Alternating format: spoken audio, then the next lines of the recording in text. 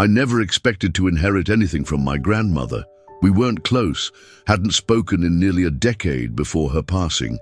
Yet here I stood, keys trembling in my hand, staring at the weathered farmhouse that now belonged to me. The lawyer had been brief. "She left specific instructions," he'd said, sliding the deed across his mahogany desk. "The property goes to you, along with all structures and contents. There's also this." He'd handed me a second envelope, sealed with red wax. "She insisted you read this only after spending a full week on the property." The farmhouse creaked as I pushed open the front door. Dust motes danced in shafts of afternoon sunlight streaming through grimy windows. Everything was exactly as I remembered from childhood visits. The faded floral wallpaper, the grandfather clock that never kept proper time, the smell of lavender and something else I couldn't quite identify. I'd planned to stay just long enough to assess what needed to be done before selling. The city was my home now, with my consulting job and small apartment. This place held too many complicated memories, too many unanswered questions about why grandmother had grown so distant in her final years. But as I walked through the rooms, something felt different. It wasn't just the stillness that follows death. There was an expectancy in the air, as if the house itself was waiting for something. Outside, I could hear the chickens clucking in their coop. At least they were still alive. I'd need to care for them until I could find them new homes. The thought of dealing with livestock added another layer of complexity to an already overwhelming situation. I dropped my suitcase in the main bedroom and wondered what secrets that sealed envelope might contain. My first morning on the farm began at sunrise, not by choice, but because the rooster apparently hadn't learned about sleeping in on weekends. I stumbled outside in my pajamas and slippers, determined to at least feed the birds before my first cup of coffee. The chicken coop was larger than I remembered, a sturdy wooden structure with a covered run extending from one side. About 30 hens pecked and scratched in the morning light, their movements creating a familiar barnyard symphony. But as I scattered feed across the ground, I noticed something odd. The chickens eagerly rushed to eat everywhere except one particular corner of the coop.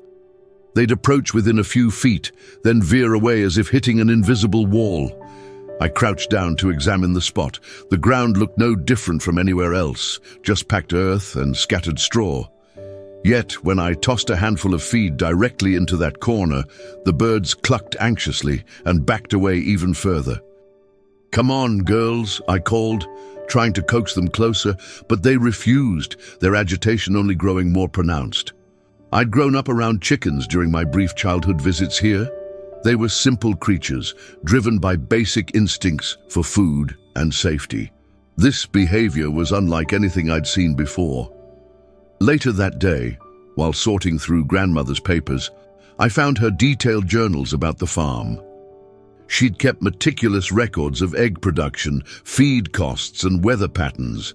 But when I searched for any mention of the chickens' strange behavior, I found nothing. That night, I lay in bed listening to unusual sounds from outside. Not the normal settling noises of a farm, but something else, scratching, like something trying to dig its way up from underground. By morning, I'd convinced myself it was just settling into an unfamiliar place. But the chickens' behavior remained unchanged. 3 days into my stay, the chickens' avoidance of that corner had become an obsession. I found myself standing there for long stretches, studying the ground, searching for some explanation. The earth looked undisturbed, but there was something about the way it felt beneath my feet, slightly softer, as if the soil had been worked more recently than the rest of the coop. I decided to test my theory. Grandmother's tool shed yielded a sturdy spade, its wooden handle worn smooth by decades of use. I recognized it from childhood visits when she'd let me help in her vegetable garden. The weight felt familiar in my hands. The chickens watched nervously as I approached their forbidden corner. The moment I pushed the spade into the earth, their agitation increased dramatically. Several hens began what could only be described as distressed calling, sharp, repetitive sounds I'd never heard before. The soil gave way easily, too easily. 6 inches down, the spade struck something that wasn't earth or stone. The metallic clang sent the chickens into near panic, scattering to the far side of their run. I dropped to my knees and began scraping away dirt with my hands. What I uncovered was the corner of something metallic and rectangular, definitely man-made and deliberately buried. My heart pounded as I widened the hole. Whatever was down there had been placed carefully, wrapped in what looked like oiled canvas to protect it from moisture. The package was roughly the size of a shoebox, but much heavier. As I lifted it from its earthen hiding place, I noticed that the chickens had gone completely silent. They stood clustered against the far fence, watching with what seemed like fearful anticipation. I carried my discovery to the farmhouse, leaving behind a gaping hole that felt like an open wound in the earth. The package felt cold in my hands, colder than it should have been after being underground.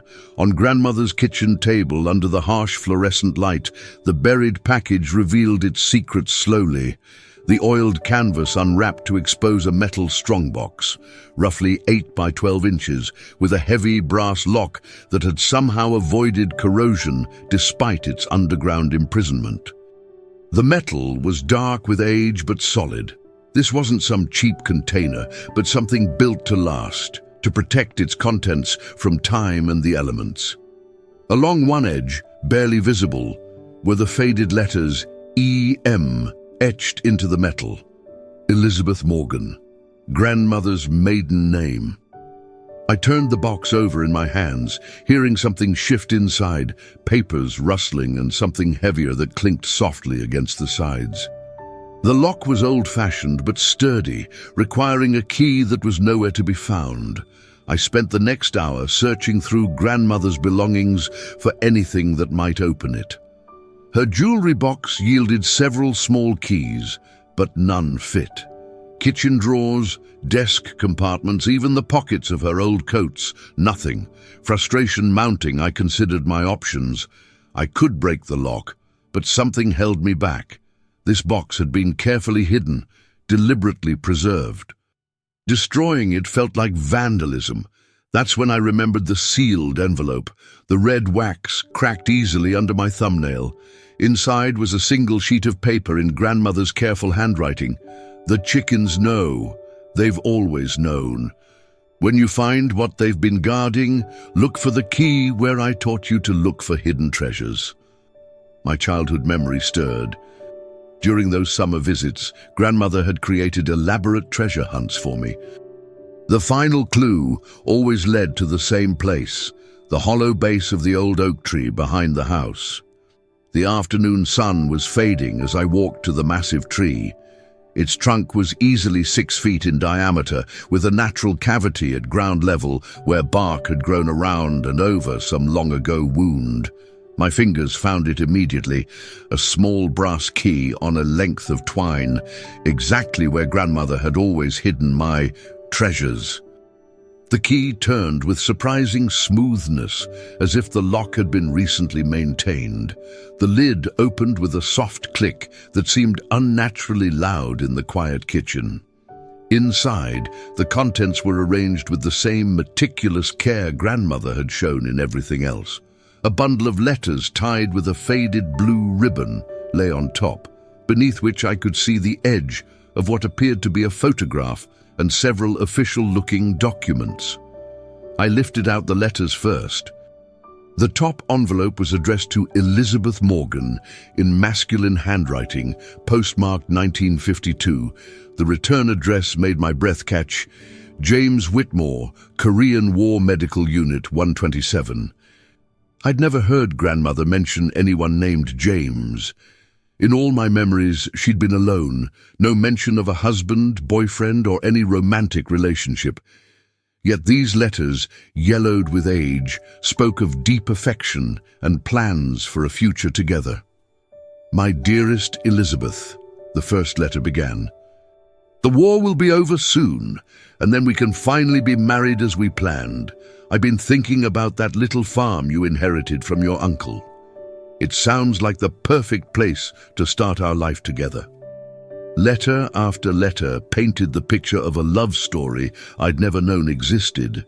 James wrote about their plans, converting the old chicken coop, starting a family, growing old together on the land that grandmother would eventually leave to me.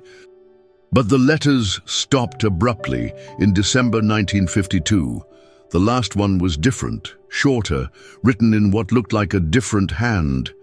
"Elizabeth, I'm sorry to write with such terrible news. James was killed yesterday in a North Korean artillery attack. He asked me to send you this along with his personal effects. He loved you very much." Beneath the letters was a small velvet box containing a simple gold engagement ring, never worn, and a photograph of a young man in military uniform. His eyes were kind, his smile genuine, written on the back, "For Elizabeth, all my love, James." My hands shook as I reached for the remaining documents. The official documents at the bottom of the box told a story that reframed everything I thought I knew about my family. A marriage certificate, dated January 15, 1953, bore grandmother's signature alongside that of Robert Patterson, a name I recognized as my grandfather, though I'd been told he died when my father was young. But there was another document underneath, a birth certificate for Robert James Patterson, born September 3, 1953. My father. The middle name I'd never known he had suddenly made terrible sense. A death certificate for Robert Patterson Sr. was dated just 2 years later, a farming accident, leaving grandmother widowed with a toddler and a secret she'd apparently carried to her grave.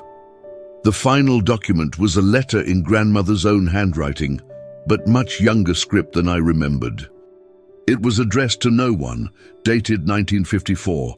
"I can't bear to tell anyone the truth. Robert was a good man who offered to marry me when he learned about the baby, gave Jimmy his name and legitimacy. But he was never James, and this place holds too many memories of what might have been. Every day, I see James in the chicken coop, where he planned to build us a workshop. I've buried his ring and his letters where we used to sit and plan our future. Maybe someday I'll be strong enough to face the truth, but for now it hurts too much to remember." I sat back in my chair, overwhelmed. My father had been named after a man who died before he was born, raised by a man whose name he carried, but whose blood he didn't share. Grandmother had spent her entire life living with the ghost of a love cut short by war. The chicken's behavior suddenly made sense. Animals have long memories, passed down through generations. They'd been avoiding not just a buried box, but the weight of decades of grief that had soaked into that very ground. Outside, dusk was falling, and I could hear the chickens settling in for the night. But their usual contented murmuring was absent. They seemed as restless as I felt. That night, sleep was impossible. I paced the farmhouse, grandmother's secret burning in my chest like a physical weight. Everything I'd believed about my family history had been built on careful omissions and gentle lies. I called my father at dawn, despite the early hour. "Dad, I need to ask you something, and I need you to be completely honest with me." His voice was cautious. "What's wrong? You sound upset. Did you know about James Whitmore?" The silence stretched so long, I thought we'd been disconnected. When he finally spoke, his voice was barely a whisper. "Where did you hear that name?" "I found grandmother's letters, the engagement ring, birth certificates. Dad, why didn't anyone ever tell me?" Another pause. "Because your grandmother made me promise never to speak of it. She said some stories were too painful to tell, that the past should stay buried. But he was your real father. Robert Patterson was my real father in every way that mattered," Dad said firmly. "He chose to raise me, gave me his name, taught me how to be a man. Biology doesn't make a father, love does. I understood his loyalty, but questions continued tumbling out. Did you know about the box? About where she buried his things? I suspected. She never went near that corner of the chicken coop, and she always got a strange look on her face when she had to work in that area. As a kid, I asked her once why the chickens acted so weird there. She just said some places hold memories, and animals are more sensitive to such things than people. Why did she leave me the farm, Dad? We weren't close. My father sighed deeply. Maybe she thought it was time for the truth to come out. You were always the curious one, the one who asked questions nobody else dared ask. Maybe she knew you'd dig deeper than the rest of us ever would. After we hung up, I walked back to the chicken coop. The birds watched me approach their forbidden corner, their beady eyes tracking my movement with what looked like ancient wisdom. Armed with new understanding, I began to see the farm through different eyes. What I'd initially dismissed as random aging and decay now revealed itself as deliberate avoidance. The corner of the chicken coop wasn't just where Grandmother had buried James's belongings. It was where he'd planned to build their workshop. I found evidence of his intentions in the old letters. He'd written detailed plans about converting part of the coop into a woodworking space where he could craft furniture for their future home. The chickens would have the run, and he'd have his workshop, a perfect arrangement for a man who understood both animals and craftsmanship. Looking more closely at the coop's construction, I noticed that one section had different wood, newer nails, boards that didn't quite match the original structure. Someone had started building an addition and stopped abruptly. It must have been Robert Patterson, my legal grandfather, trying to complete James's vision. But the project had been abandoned, leaving only the ghost of what might have been. I spent the morning clearing away decades of accumulated debris from that corner. Beneath rusted tools and rotting boards, I found the foundation stones James must have laid before shipping out to Korea. They formed a perfect rectangle, precisely measured and carefully placed. The chickens watched my work with growing agitation. As I moved each stone, they clucked and paced, as if I were disturbing something sacred. Maybe I was. Under the largest foundation stone, I discovered something else. A small metal tin, the kind used for pipe tobacco. Inside were architectural sketches in James's handwriting, detailed plans for the workshop, complete with measurements and notes about materials. One sketch showed the layout from above, with careful notations about ventilation and light sources. In the margin, he'd written, "For Elizabeth's pottery wheel, south-facing window for morning light." I'd never known Grandmother was interested in pottery. It was another piece of her hidden life, another dream that died with James in Korea. The chickens' distress was becoming almost unbearable to watch. I decided to complete the excavation quickly and then find a way to give them peace. As I continued clearing the foundation area, my spade struck something else buried in the soil. Not metal this time, but something softer, wrapped in what looked like more oiled canvas. The chickens' agitation reached a fever pitch. Several of them began making sounds I'd never heard before, not quite crowing, not quite shrieking, but something primal and distressed. This package was larger than the first, roughly the size of a pillowcase. As I unwrapped it carefully, my hands began to shake. Inside were more photographs, dozens of them. James and Grandmother together, laughing, embracing, clearly deeply in love. But there were also pictures I wasn't prepared for. Grandmother visibly pregnant, James's hand on her rounded belly, both of them glowing with happiness. At the bottom of the collection was a final letter, this one never sent. The envelope was addressed to James's military unit, but it was still sealed. Grandmother's handwriting on the outside read, "To inform James Whitmore of the birth of his son." She'd never had the chance to tell him he was going to be a father. He'd died not knowing that their love had created a life. But there was something else in the package that made everything even more complicated. A birth certificate I'd never seen before, not the amended one showing Robert Patterson as my father's father, but the original. Under father's name, it read James Whitmore, posthumous. Grandmother had filed 2 birth certificates, one that told the truth and one that gave her son legitimacy in a world that was less forgiving of unwed mothers and posthumous children. I sat in the dirt, surrounded by the detritus of buried dreams, and finally understood the full weight of what grandmother had carried all these years. She hadn't just lost the love of her life, she'd lost the chance to share their greatest joy with him. The chickens had gone silent, watching me with what looked like expectation, as if they'd been waiting 70 years for someone to finally uncover the complete truth. That evening, I sat on grandmother's front porch with all the pieces of her secret life spread before me on a worn quilt. Photographs, letters, certificates, and sketches created a timeline of love, loss, and careful deception that had shaped my entire family's history. I began to understand why the chickens had always avoided that corner. Animals are sensitive to human emotions in ways we often don't recognize. For decades, grandmother had approached that spot carrying grief, regret, and the crushing weight of unfinished business. Her pain had literally soaked into the ground. The birds hadn't been avoiding a burial site. They'd been respecting a shrine. I thought about my father. Growing up, never knowing his true parentage, but somehow carrying the essence of both men who'd shaped his existence. Robert Patterson had given him stability and a name, but James Whitmore had given him life and the artistic sensibility that had marked our family for generations. Dad was a craftsman himself, though he'd always said he didn't know where his talent for woodworking came from. Now I knew. It had been in his blood all along, a gift from a father he'd never met, but whose dreams had somehow passed down through genetic memory.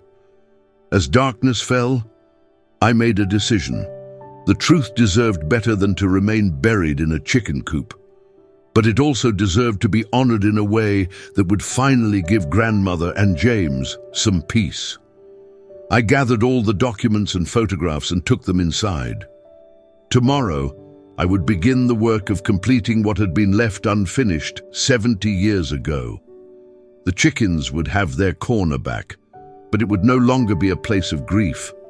It would become what James had always intended, a creative space where love could continue to build something beautiful, even across the impossible distance of death. Outside, for the first time since I'd arrived, the chickens settled into their roost with contented murmurs. They seemed to know that change was coming. I woke with a sense of purpose I hadn't felt in years. My original plan to quickly sell the farm and return to my city life felt hollow now, almost disrespectful to the story I'd uncovered. Instead, I drove to the nearest hardware store and bought lumber, tools, and supplies. If James couldn't build his workshop and Robert hadn't been able to complete it, then perhaps it fell to me, the grandson he'd never known, to finally make his vision reality. The chickens watched with obvious interest as I began construction. Using James's original sketches as blueprints, I started with the foundation he'd laid so many decades ago. His measurements were precise, his planning meticulous. Even 70 years later, his vision was sound. As I worked, I felt a strange connection to this man I'd never met. His notes were detailed enough that I could almost hear his voice explaining each decision. The placement of windows for optimal light, the height of workbenches, the storage solutions, everything designed with both functionality and beauty in mind. On the third day of construction, something remarkable happened. The chickens began approaching the work area, cautiously at first, then with growing confidence. By afternoon, several of them were scratching contentedly in the sawdust at my feet. It was as if they recognized that this space was finally fulfilling its intended purpose, that the grief that had saturated the ground was being transformed into something positive.